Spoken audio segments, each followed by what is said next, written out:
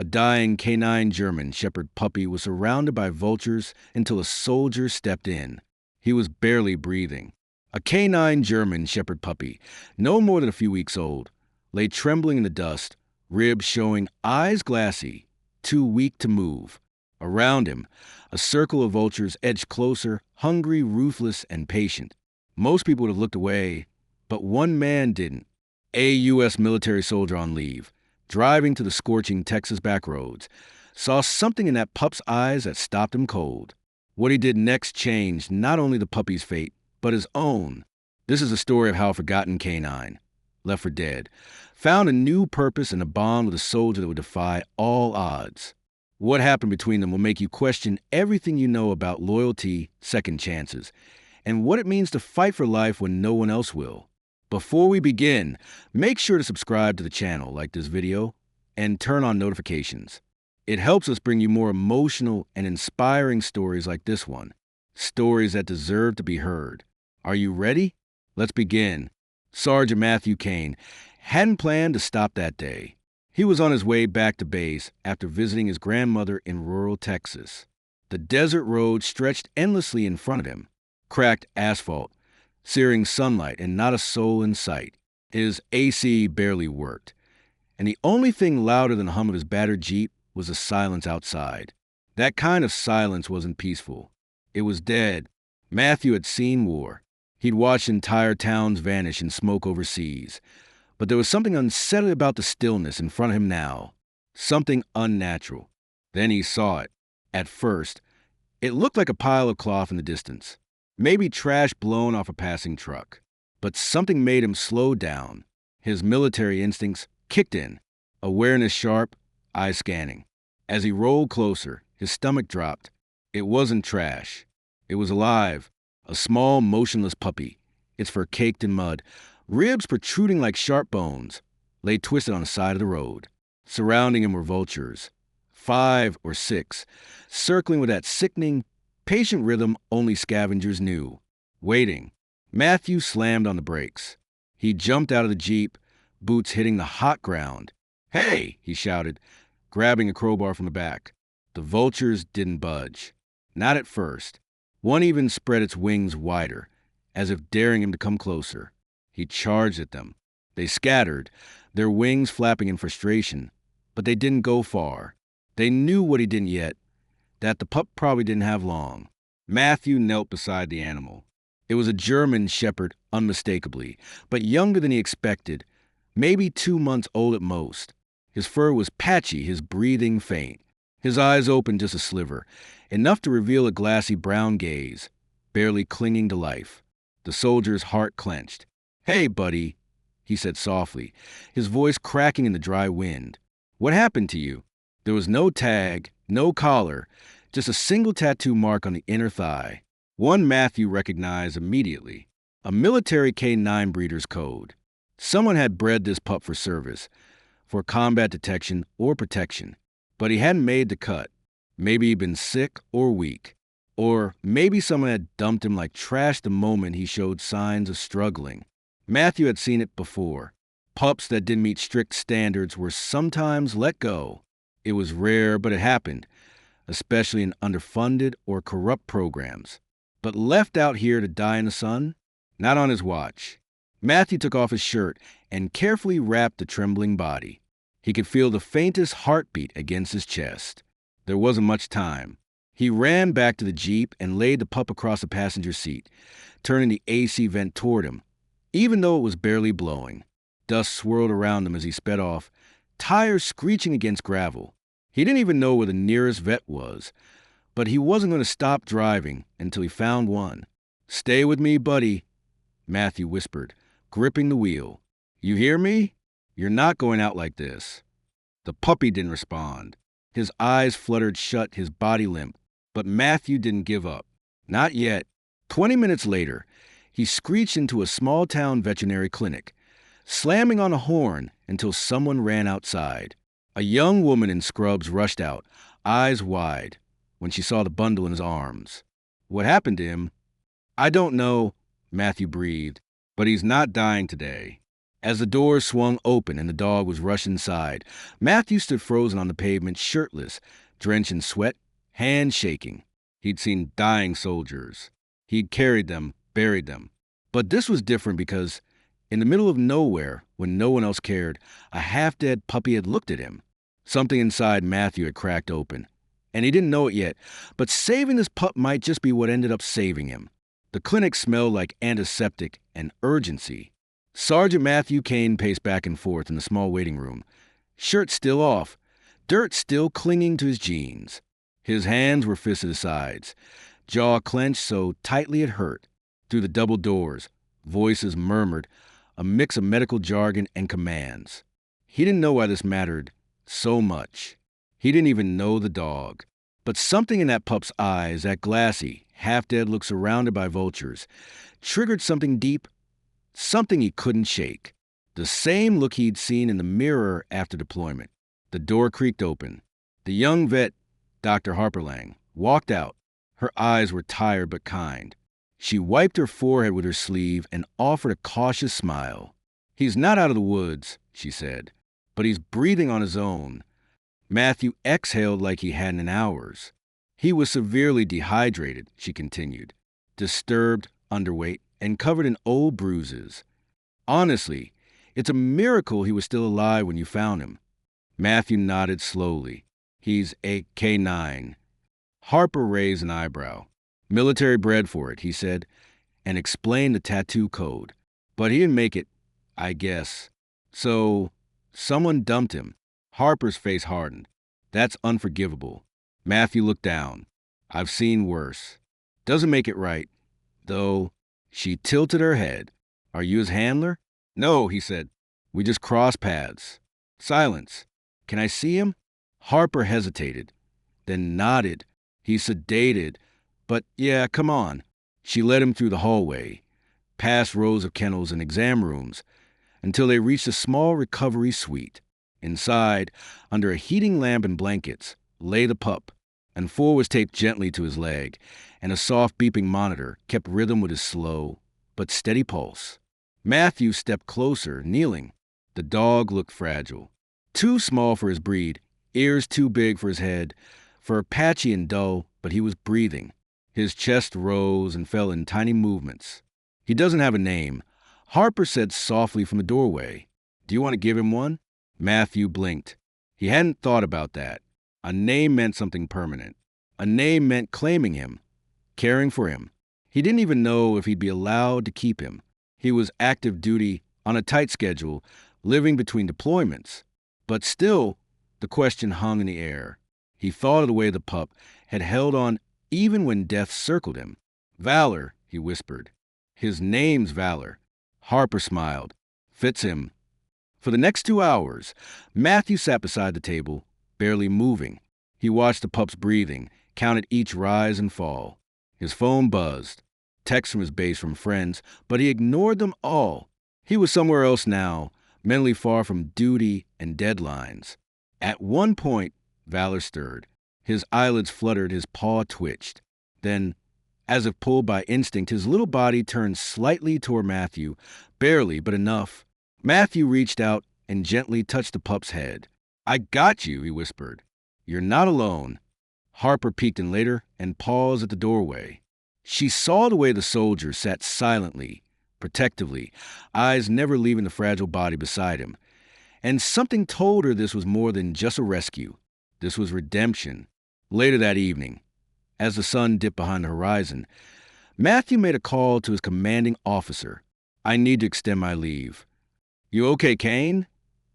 The voice on the other end asked. "I think I just took on a mission." There was a pause. "Something to do with that dog?" Matthew didn't answer at first. He looked down at Valor, sleeping, healing, surviving. "Yeah." He finally said something exactly like that. He didn't know what came next, but he knew one thing for sure. That pup wasn't going back to the dirt road. Not while he was still breathing. Because maybe, just maybe, saving Valor was a first step in saving himself. 3 days passed. Valor had survived the critical hours and now lay on a soft blanket in the corner of Sergeant Matthew Kane's temporary guest room, a small Airbnb just outside of Austin. The clinic had cleared the pup for release under strict instructions: hydration, soft food, constant warmth, and minimal stress. But Valor wasn't just surviving anymore. He was fighting. The first time he stood on his shaky legs, it took every ounce of strength he had. His paws slipped a little on the wooden floor, but he didn't fall. Matthew had watched in silence, breath held, as the pup took 2 slow steps before collapsing again into the blanket. Matthew had dropped to his knees and whispered, "That's it. That's what I'm talking about." For a dog that had been left to die, every inch of progress was a victory. But for Matthew, those victories stirred something deeper. He had seen strength before, but not like this. Not in something so small, so quiet. Valor barely barked. He didn't wag his tail yet. He still flinched at sudden movements, and once even growled softly in his sleep. Trauma. Harper had said, not just physical. Matthew understood trauma too well. Nights were the worst. Valor would twitch in his sleep. Little whimpers, body tense, ears flat. Every time. Matthew would get up from bed and lie beside him on the floor, his hand resting on the pup's side, whispering nonsense just to let him know he wasn't alone. One night, as the wind knocked a branch against a window, Valor shot up a yelp, spinning in a panicked circle. Matthew was beside him instantly, kneeling. "Sure, it's okay," he murmured. "You're safe. You're safe now."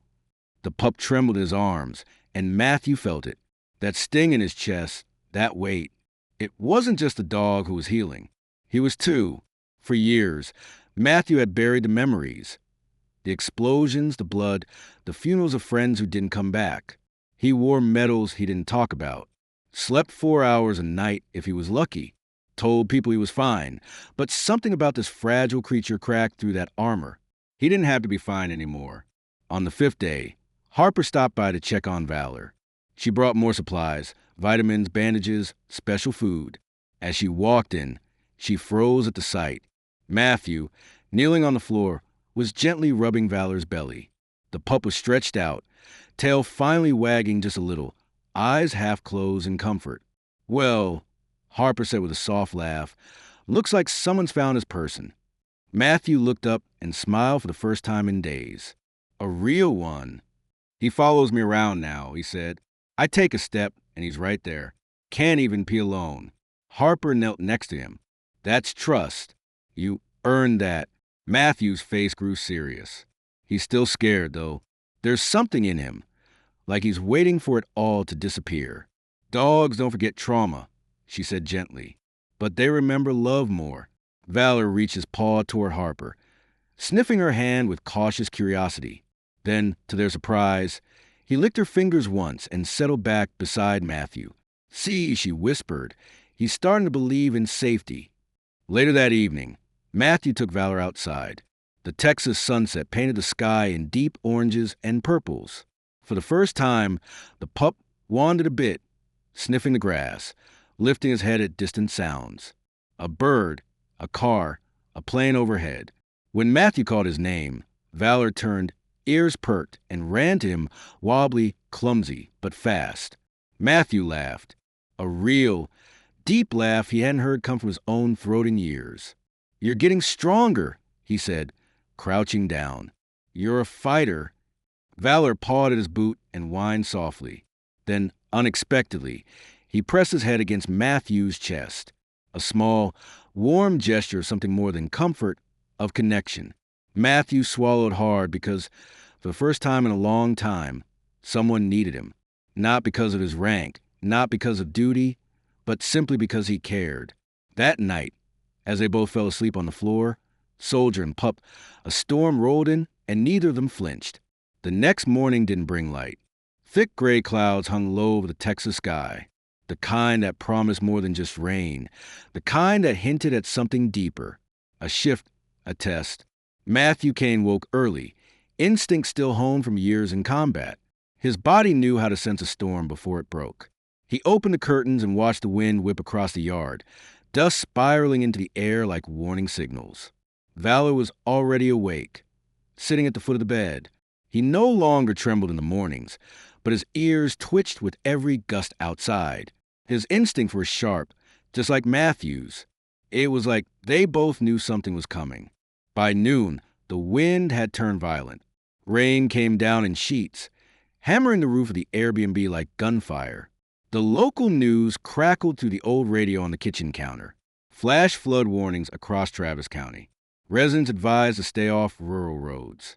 Power outages expected. Matthew looked down at Valor, who now lay near the back door, watching the rain with wide eyes. "We're staying put," Matthew muttered, "not risking these roads." But staying still didn't mean staying safe. At 3:42 p.m., the power went out. The lights flickered once. Then darkness. Silence. Valor jumped, ears back, tail tucked. The sudden drop into pitch black startled even Matthew, though he didn't show it. He moved calmly, grabbing a flashlight and lighting a few candles. "It's just a grid," he said gently, kneeling beside the pup. "We're good. Just you and me.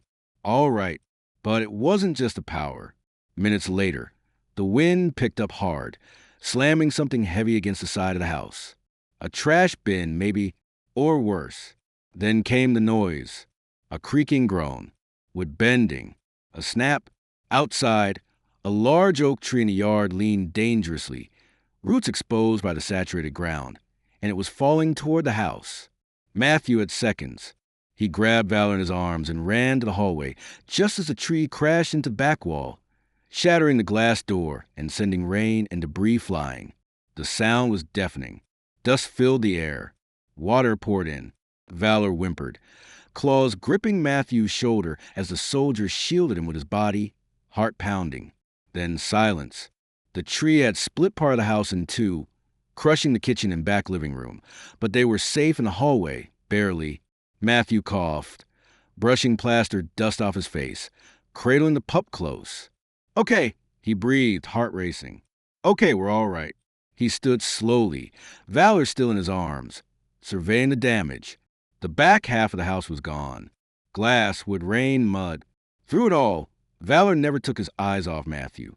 Later, as they sat wrapped in a wool blanket, the pup shivering slightly in his lap, Matthew lit another candle. His hands trembled now, not from fear, but from the surge of adrenaline crashing out of his system. For so long, he'd been the one sent into danger. Now it had come for him, and someone else had been in his care. For the first time, someone truly depended on him. He looked down at Valor. "You're okay," he said softly. "You stayed calm. That's brave, little man." Valor tilted his head, then slowly, carefully placed one paw on Matthew's chest. A gesture, intentional, like he was saying, "You, too." As the storm raged outside, two souls sat in flickering candlelight. One a battle-worn soldier, the other a broken pup learning how to stand again. Both had been tested by fire, and both had chosen to fight back. That night neither of them slept, but it didn't matter. They had each other now, and together they had survived the first real storm. Morning came slowly, dripping gray light into the wrecked Airbnb like a secret. The storm had passed, but the damage was everywhere. Rain-soaked wood shattered windows, torn curtains flapping like wounded flags. Matthew stepped over fallen debris, barefoot, Valor trotting behind him, eyes alert but not afraid. It was strange. In all that destruction, there was peace between them, a quiet understanding, a bond sealed not by comfort, but by survival. Matthew made coffee on a gas camping stove, then knelt to pour a bit of warm water into a small bowl for Valor. "You earned this, soldier," he whispered with a smile. The pup lapped it gratefully, tail giving two strong wags. He looked healthier now. His ribs still showed, but there was strength in his legs and brightness in his eyes that hadn't been there before. Matthew stood and pulled out his phone. One bar of signal. He opened his military contact list and scrolled. He wasn't sure why. Maybe instinct. Maybe the soldier in him needed to do things the right way. He called someone he hadn't spoken to in 2 years. Captain Elias Moore, his former commanding officer, now had a military K-9 operations at Lackland Air Force Base in San Antonio. "Kane," the voice answered after a few rings. "Is that you?" Matthew cleared his throat. "Yeah, got something I need you to look into." He explained the dog, the desert road, the vultures, the tattoo code. He described the symbols inked into Valor's inner thigh. There was a long pause. You said he was a puppy? Moore asked carefully.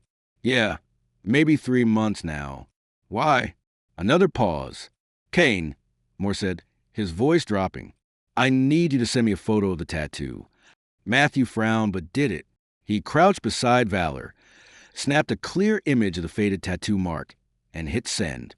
10 minutes later, Moore called back, his tone no longer calm. That dog was reported dead, he said. Matthew froze. What do you mean? He was part of a classified breeding program, experimental K9 units, selective traits. Valor was one of only 3 in the batch, but someone at the facility flagged him early for behavioral inconsistency. That's protocol talk for disobedience or fear. They said he was euthanized. Matthew's jaw tightened. Well, they lied. Yes, Moore said, they did. Or someone didn't finish the job. Matthew looked down at Valor. The pup sat by his feet, watching him with complete trust. So someone tried to kill him, he whispered. Moore didn't deny it. Matthew felt cold all over. Why would they fake it? Just to cover a mistake? Maybe, Moore said. Or maybe someone higher up didn't want records of failure tied to the program. You know how it works, Kane. When something doesn't meet expectations, they bury it quietly. Matthew was silent for a long time. Then he asked, Are they going to come for him? Moore hesitated. They don't know you have him. And unless you report it, they won't. Matthew ended the call without another word. He sat on a ruined couch, Valor curling up beside him, resting his head on Matthew's leg like he belonged there, like he knew. They tried to erase you, Matthew whispered, but you didn't let them. He reached down and placed his hand over Valor's heart. I won't let them either. That night, as they sat under the stars in the open doorway, no power, no noise, just the aftermath of truth, Matthew made a silent vow. This wasn't just a rescue anymore. This was justice. Because someone had tried to discard a life that mattered, a life that had fought to survive in the dust and vultures when no one else would. And that life had found its way to him. A soldier who had lost his way, and a pup who wasn't supposed to live. Together. They had just uncovered something far bigger than either of them had imagined. The days that followed were filled with quiet decisions.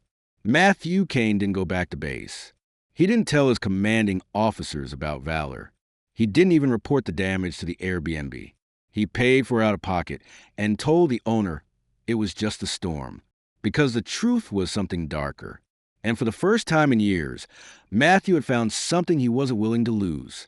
Not to protocol, not to corruption, not even to the military he had once given everything to. Valor wasn't just a dog anymore. He was his. But that made Matthew a target, too. If the facility that had tried to euthanize the pup found out he was still alive, there was no telling what they'd do to cover it. The breeding program was supposed to be flawless. They wouldn't tolerate failure being exposed. Not when millions of dollars and reputations were on the line. So Matthew moved. He packed up, found a new rental deeper into the countryside. Something off-grid, quiet. He started paying cash. No names, no paper trail. The soldier in him knew how to disappear. But for the first time, he wasn't disappearing out of shame or trauma. He was doing it to protect someone who couldn't protect himself. Valor was thriving. His fur had grown back in patches. His muscles filled out. His eyes no longer looked haunted. He'd started to bark again, not out of fear, but strength. He ran laps around the open yard, jumped at butterflies, and slept curled at Matthew's feet with his nose tucked under his tail. But Matthew knew they weren't safe yet. He spent hours each night at the kitchen table, documents spread out in front of him. Old contacts, vet reports, military files he wasn't supposed to have. He started building a case, not just to hide Valor, but to expose what had been done to him. Harper called him often, checking on the pup, offering help. She'd even contacted a former animal rights lawyer she knew in Austin, quietly, carefully. This won't be easy, she warned. If this gets public, they'll try to bury you, too. Matthew just nodded. Then I guess I'd dig first. One night, after a long day of training Valor in basic commands, Matthew sat on the porch, watching the sun bleed into the horizon. Valor lay beside him, calm and steady. You got bite now, Matthew murmured, patting the pup's head. Not just Bark. The dog looked up at him, head tilted. You're strong, Valor. You weren't supposed to survive, but you did. That's not a mistake. That's a message. And then, for the first time since the rescue, Valor did something unexpected. He stood on all fours, stepped forward, and placed both front paws onto Matthew's knees. He leaned in close, nose to face, and licked his chin once, gently, deliberately, then sat down, eyes never leaving his. It wasn't just affection, it was understanding. And in that moment, Matthew knew they weren't running anymore. They were preparing. The very next morning, he called Harper and said, "I'm going to take this public. Are you sure? I'm not doing it for me. I'm doing it for every pup they threw away like he didn't matter. He's proof. He's living proof." Harper took a long breath. "Then let's do it right." Together, they began organizing everything. Valor's medical history, his recovery photos, the falsified death report, Matthew's military testimony. Harper would act as the primary vet witness. The animal rights attorney would help them file a federal complaint against the K-9 division at the facility responsible. But even as the wheels of justice began to turn, Matthew knew they'd push back hard. And the next time someone knocked on his door, it might not be friendly. But this time he wouldn't be alone. He looked down at the dog by his side. Stronger, healthier, brave. They were both survivors, both discarded and scarred. But now they were fighters. And Matthew would fight not just for Valor, but for the truth, because this wasn't just a rescue anymore. This was a war. They stood together on the courthouse steps. The wind was cold, but Valor didn't flinch. He sat tall, alert, wearing a simple black service vest that read, "Survivor Protector." Reporters shouted questions. Cameras flashed. Matthew didn't say much. He didn't need to. The photos spoke louder than words. Valor's emaciated body in the desert. The vultures, the crash, the healing, the bond. When the case went public, everything changed. The facility that tried to erase him was shut down. Investigations were launched. Lives were saved.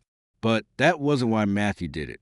He did it because one broken puppy had looked into his soul and reminded him what it meant to fight for something again, to believe again, to feel again.